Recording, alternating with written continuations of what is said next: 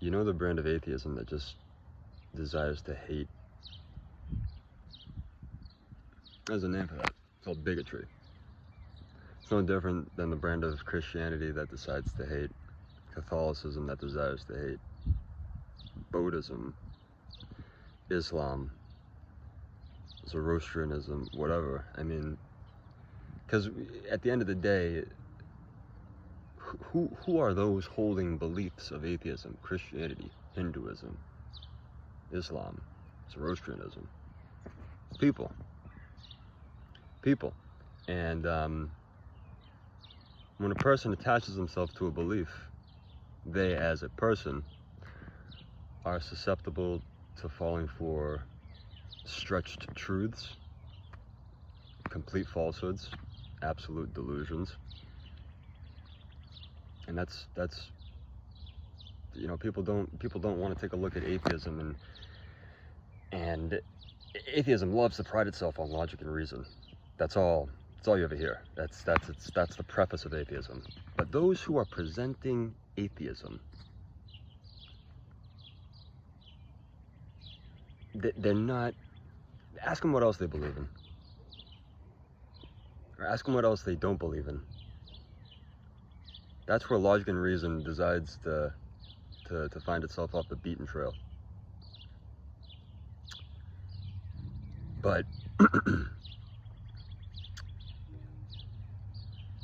the sort of belief system that places itself upon the basis of, I don't believe that this exists, but then their contribution to that forward-moving discussion is just mockery of the religious.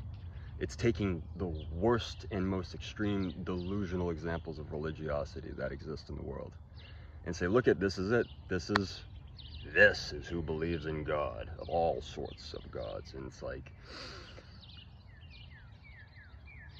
it's all very selective. The wrong type of strain of a belief is never looking at the full scope. It's never inviting a newer perspective. It sticks with a perspective. It solidifies itself in that place, and it remains there.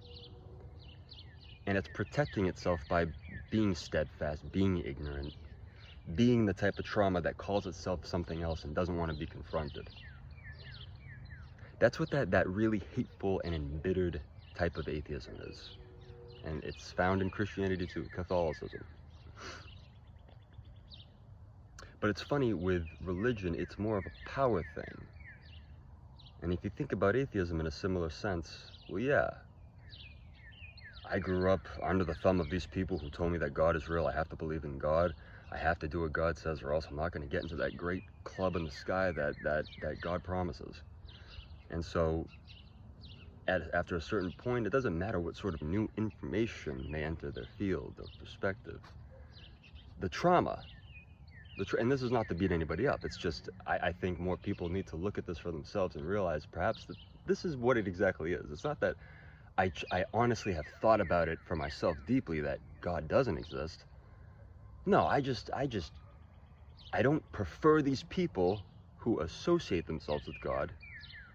I associate them with God, and so because that is my only exposure to what God is and the types of people that follow God, I just can't be part of it.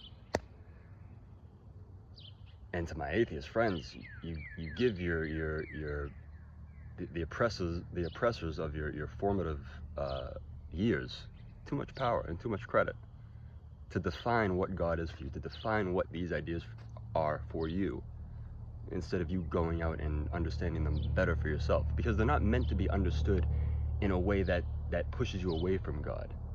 If that's where your end result is, you haven't taken the time to think about it enough.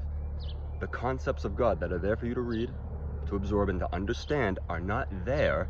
They're not written down and meant for you to read and be like, well, this is just tailor-made to repel me from this thing. Think deeper about it. Get beyond whatever it was that confined you to that spot where it's not worth exploring anymore. Because people have put that bad taste in your mouth that has caused you to stray from a better understanding. And that doesn't just go for atheists. If you've been paying attention to what I've been saying, you have these types of people because they are people and they exist in all facets of all society. So chew on that. Chew on it and spit it out and, check your findings. Bye.